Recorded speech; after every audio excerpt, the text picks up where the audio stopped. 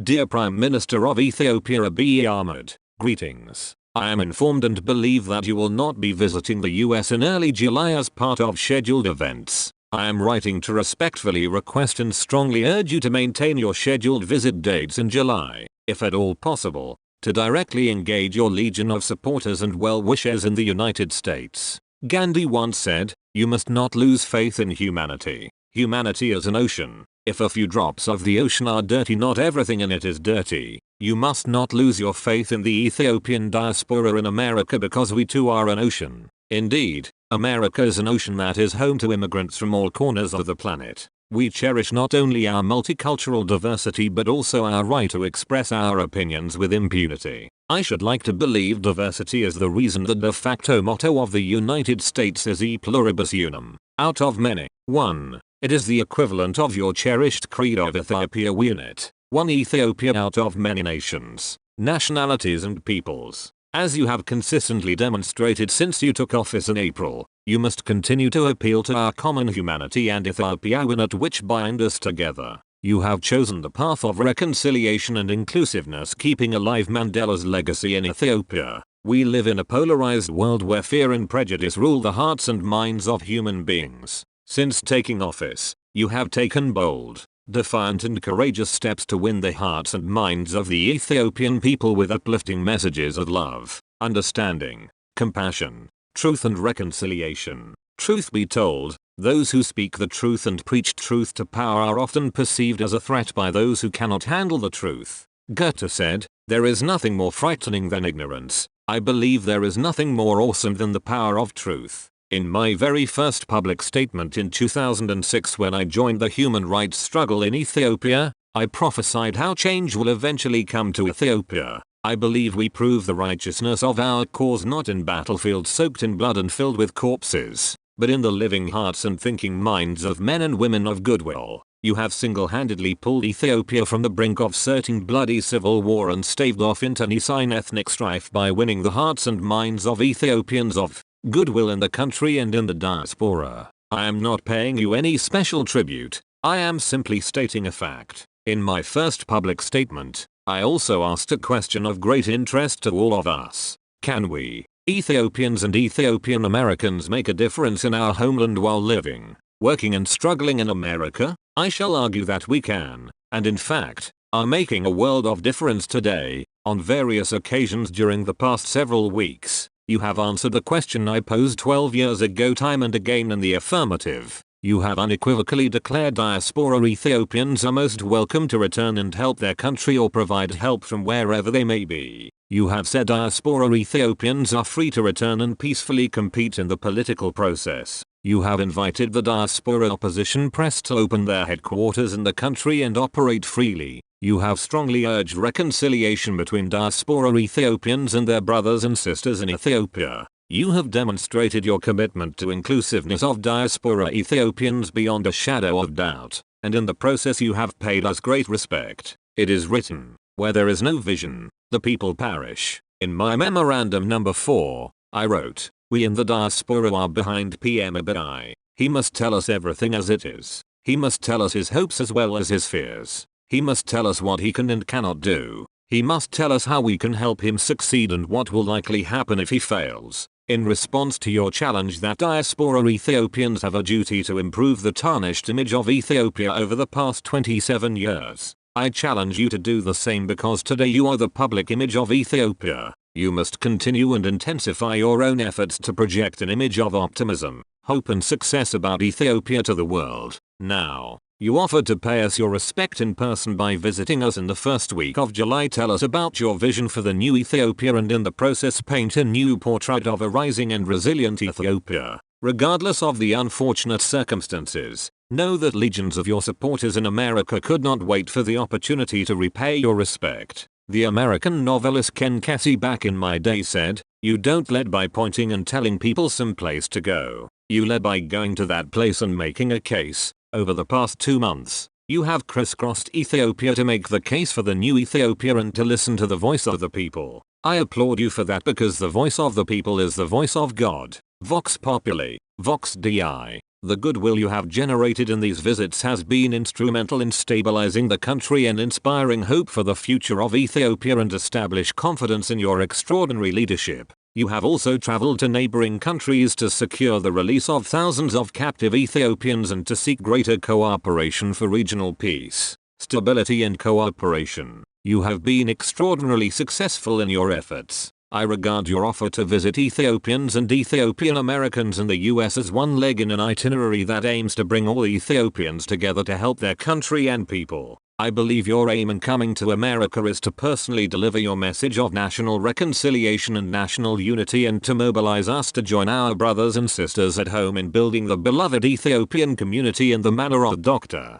Martin Luther King Jr. You wanted to come and share with us your hopes, dreams and vision for Ethiopia. Above all, I believe you wanted to listen to our concerns, fears and hopes for our homeland firsthand. Let me assure you that the legions of your supporters in the US of A are ready for you. We can't wait to have you in our midst and hear you make the case for national reconciliation, national unity and how we can build the beloved Ethiopian community. We can't wait to tell you how ready, willing and able we are to respond to your call for national salvation from decades of misrule and bad governance. I wish to remind you that your leadership role model Mandela once said, if you want to make peace with your enemy, you have to work with your enemy. Then he becomes your partner. I know you do not like the word enemy used in the context of political interaction. You prefer competitors. Barely 2 months in office, you have shown leadership skills unseen in modern African history. I make this statement as a matter of fact, not maudlin sentimentality. You have shown leadership character and qualities that have bewildered and confounded your competitors and energized,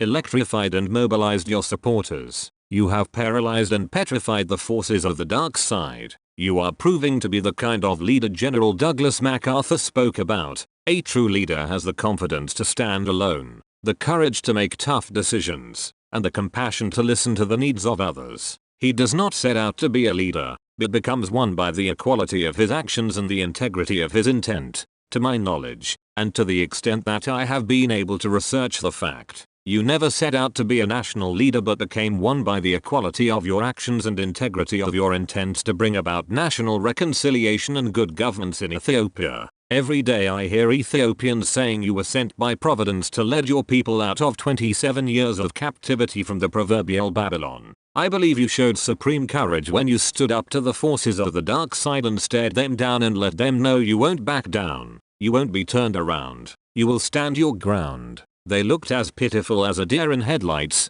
frozen in time and space, with a freight train approaching fast. You showed supreme confidence when you declared Ethiopia can never move forward looking in the rearview mirror driving on streets called hate, revenge, retribution and retaliation. You showed supreme compassion when you emptied the prisons holding political prisoners in Ethiopia and traveled to the Sudan and Saudi Arabia and negotiated the release of thousands of our brothers and sisters. You showed extraordinary compassion when you visited a 16-year-old Ethiopian victim of medical malpractice and persuaded the government of Saudi Arabia to pay his family some 22 million birr in compensatory damages. No Ethiopian government official visited the young comatose Ethiopian since 2006. You showed supreme integrity when you publicly apologized for the lawlessness and abuse of power of your predecessor regime and openly admitted that the government you inherited is populated by thieves, crooks and swindlers who have converted the public treasury into their personal bank account. You minced no words when you explained the enormous difficulty of hewing out of a mountain of kleptocracy a stone of democracy.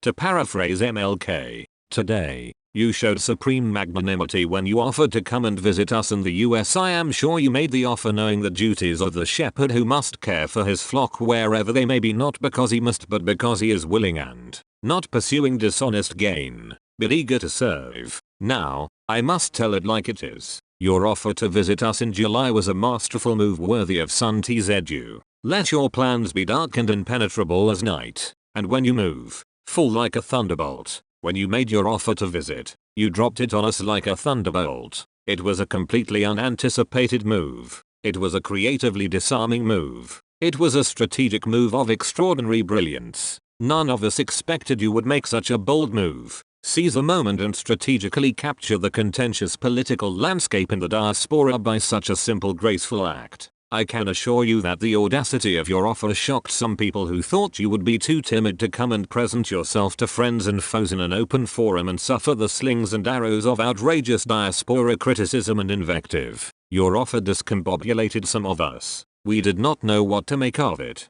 We are accustomed to chasing officials of your predecessor government out of meeting halls in America and elsewhere. Now, you flipped our own table on us. You wanted to come and chase us on our home turf. In a manner of speaking, that takes supreme self-confidence. Most of us were caught off guard. I certainly was. By simply making the request, you kicked us out of our comfort zones. You forced us to put our money where our mouth is. You put us in an extreme predicament. Put me up on your stage and let me say my piece, or shut up and stop complaining about how I do not walk the talk. When you said you would embrace us with open arms when we return, I thought it was a nice gesture. I felt, we'll see you in Ethiopia when we see you. No rush or urgency, but you could not wait for us to show up. So, you decided to show up on our doorsteps in July. Perhaps what you did not realize by your offer is the fact that you have put some of us on the horns of a terrible dilemma. You have made life miserable for those of us who have been badgering you about being all talk and no action.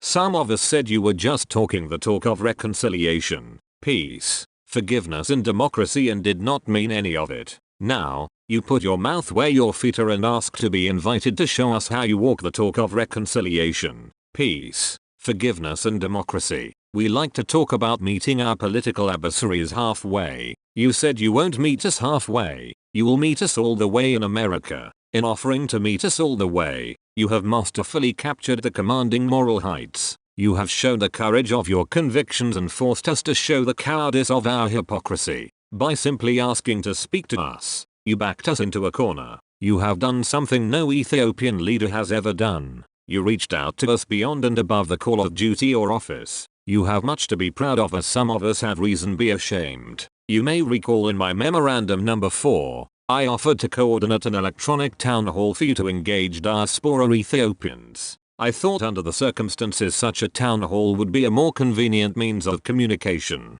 I must admit you one-upped me on that idea. You decided to forget the electronic town hall and show up in person at our doorstep. By offering to come to the US and engage us directly, you proved to me that an Ethiopian cheetah could give an Ethiopian hippo a run for his money any day of the week. I love it. Your offer to visit scared some of us because we are afraid of you, more specifically, the irresistible power of your ideas. Some of us fear you because we cannot hold a candle to your forensic prowess in public debate. Certainly, we cannot win an argument against your ideas of Ethiopiawinet, Ethiopian unity, rule of law, accountability and transparency in government. Truth be told, we don't want you to come to America and embarrass us. So, you forced us, I regret to say, to fabricate laughable subterfuges and bogus excuses about why you cannot come. You should not come because you have a lot of work to do there. You are coming to America just to show off. We can't guarantee your safety,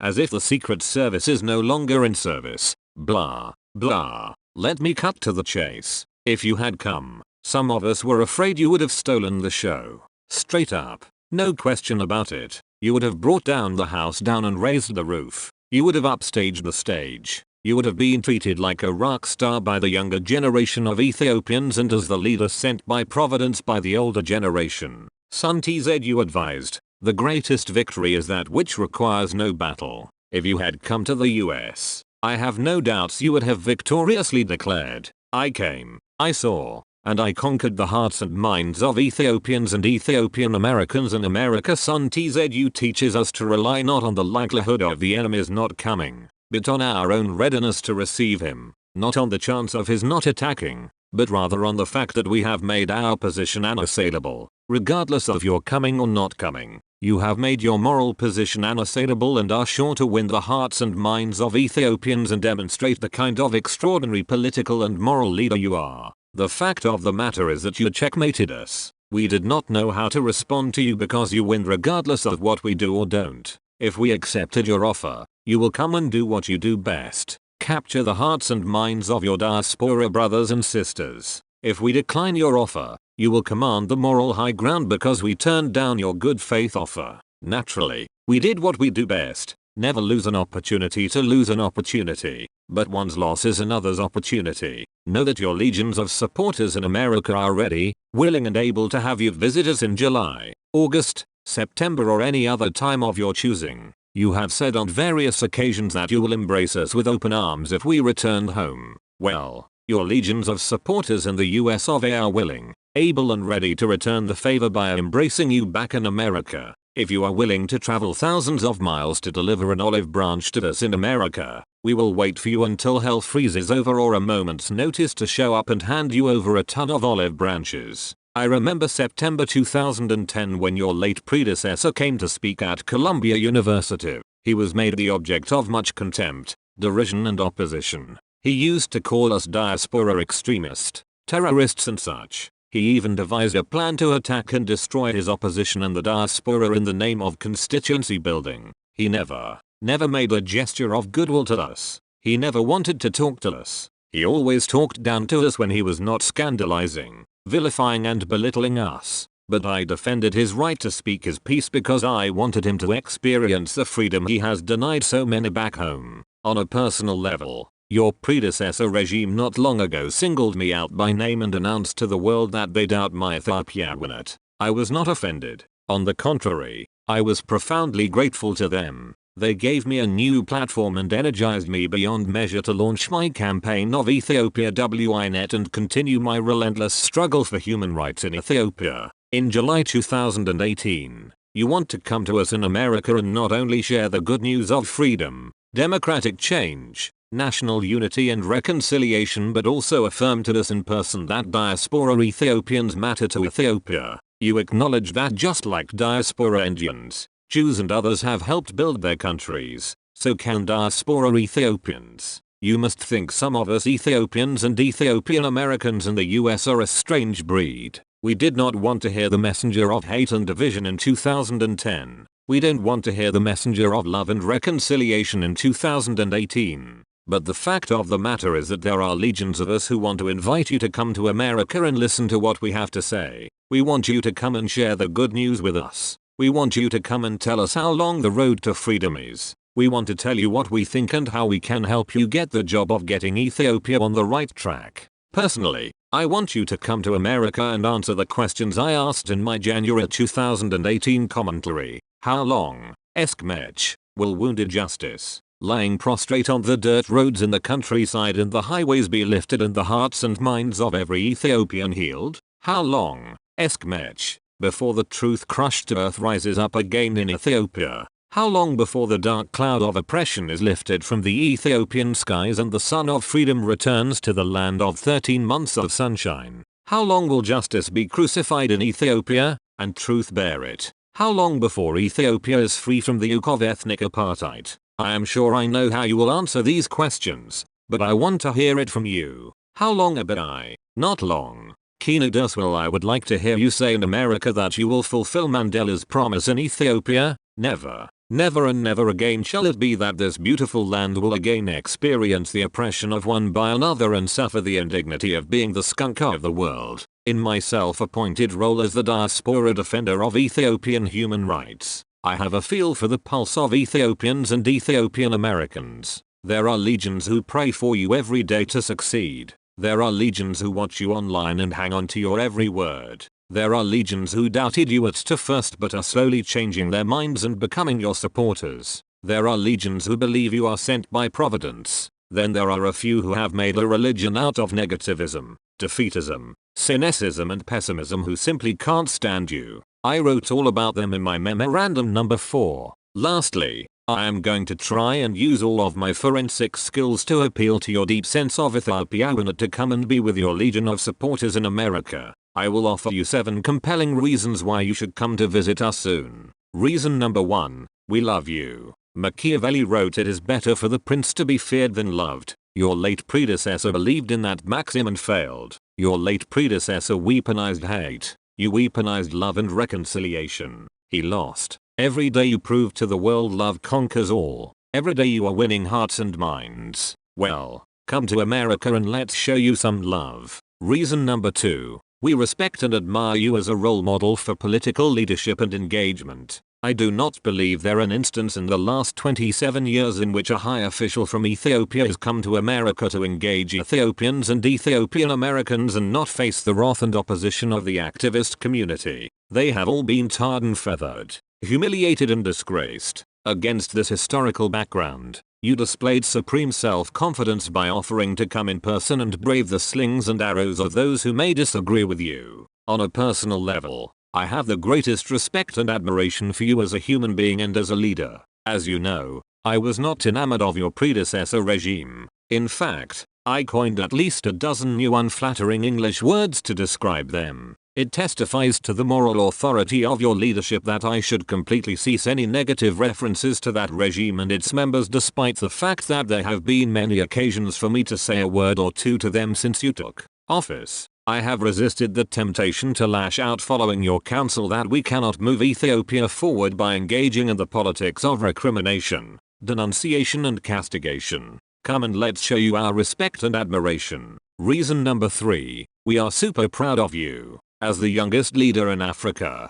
you make us proud. Is it not ironic that the oldest country in Africa should have the youngest leader? We are proud of you for the uncompromising and courageous stands you have taken on the issues. You make no compromises on the rule of law, on democracy, on human rights, on corruption, on peace and reconciliation. A couple of days ago, you spoke truth to the generals. You said a sergeant in free country has more respect than a general in a poor country. In doing so, you demonstrated the true constitutional meaning of Art 74, 1 of the Ethiopian constitution. The Prime Minister shall be the head of government, Chairman of the Council of Ministers and the Commander-in-Chief of the Armed Forces. You schooled the generals on what it takes to have a professional army. The armed forces must be a non-partisan and non-political institution that fully respects and takes orders from its commander-in-chief. A professional army is not a shadowy semi-autonomous paramilitary group accountable only to a select few senior echelon members of a party or a private army resembling a mercenary group that is hired by warlords to protect their interest. Come and let us show you and all of America how proud as a peacock we are of you. Reason number 4, our young Ethiopians and Ethiopian Americans want to see you, hear you and have you listen to them. I am sure you know that America's higher educational institutions have a substantial number of Ethiopian and Ethiopian American students at the graduate and undergraduate levels. I know because I interact with them all the time. In my view, they probably love Ethiopia more than many of us in the hippo generation. You need to come and talk to them and persuade them to come and help out their ancestral home for however long they choose. For a very long time, the best and brightest of these young Ethiopians in America have been turned off by the political situation in the country. They will visit but say they will never live in Ethiopia given the way things are. But you can talk to them in person and turn them around. You are young like them. They will listen to you because you speak their language and understand their culture of technology, science, innovation and entrepreneurship. Think of these young Ethiopians as incubators of innovation and entrepreneurship for Ethiopia. Come and reach out to them and convince them that they can achieve personal success in Ethiopia while ensuring Ethiopia succeeds. Heed Margaret Mead's advice. Never doubt that a small group of thoughtful, concerned citizens can change world. Indeed, it is the only thing that ever has. You have a powerhouse in the young Ethiopians in America who can change not only Ethiopia but also the world. Come talk to them and win their hearts and minds. Reason number 5, as I have assessed your role since taking office, I have concluded that you strive to be a man of principle intent on living out the true meaning of those principles. I have also concluded that you have been as much a teacher as a political leader. There is an old saying that leadership is to produce more leaders, not more followers. I see you doing just that. You want to produce more leaders and fewer followers. In your public statements and speeches, you do not fail to teach the people the true meaning of good governance.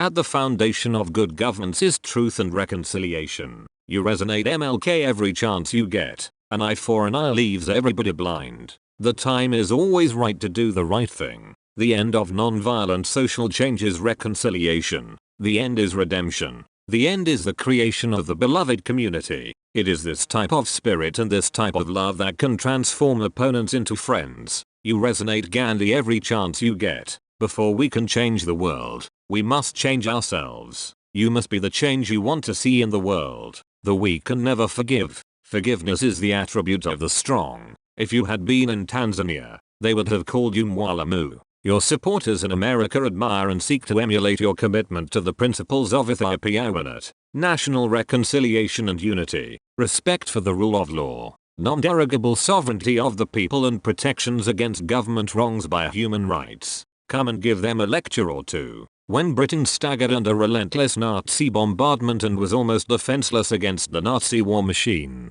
the world wrote off Britain as gone, finished and liquidated. But Churchill took a defiant stand as he told some school children, never give in, never give in, never, never, never, never in nothing, great or small, large or petty, never give in except to convictions of honor and good sense, never yield to force, never yield to the apparently overwhelming might of the enemy. 2 months ago, the world had written off Ethiopia to the doomsday of ethnic civil war. They said Ethiopia's account is closed and she is finished. Our young people never gave up their commitment to the principles of civil disobedience and peaceful resistance and produced you, Abiy Ahmed, as the result of their triumphant struggle. I say come to America and teach us about commitment to principle. Nations are built on principles. Whether they live up to them is another question. America is founded on the self-evident truth that all men and certainly women are created equal and are endowed by their creator with certain unalienable rights,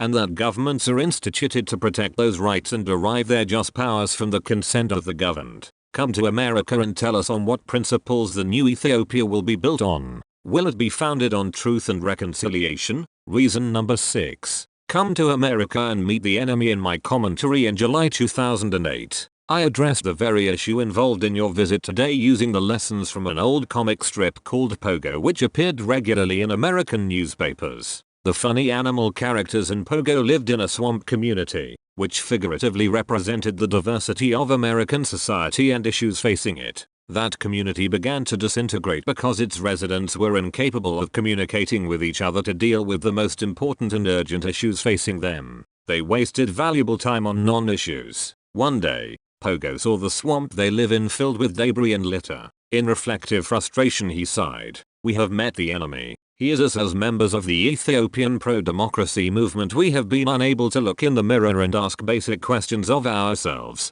Why can't we unite as a global force for justice and human rights advocacy in Ethiopia? Why can't we build strong bridges across ethnic lines and use the language of human rights to communicate with each other? Why can't we support a leader of goodwill and demonstrated competence? Why do we have to be crabs in a basket pulling back the one trying to get out and led? Why can't we join hands, lock arms, put our noses to the grindstone and help our suffering people? We cannot get to our destination of the new Ethiopia by traveling the same old road paved with accusations, recriminations, denunciations and castigations. Nor can we get there on the wings of bitterness, pettiness, subterfuges and bogus excuses. We must take a different road, the road less traveled, the road of truth and reconciliation of which you speak. In the verse of Robert Frost, I shall be telling this with a sigh somewhere ages and ages hence. Two roads diverge in a wood, and I took the one less traveled by,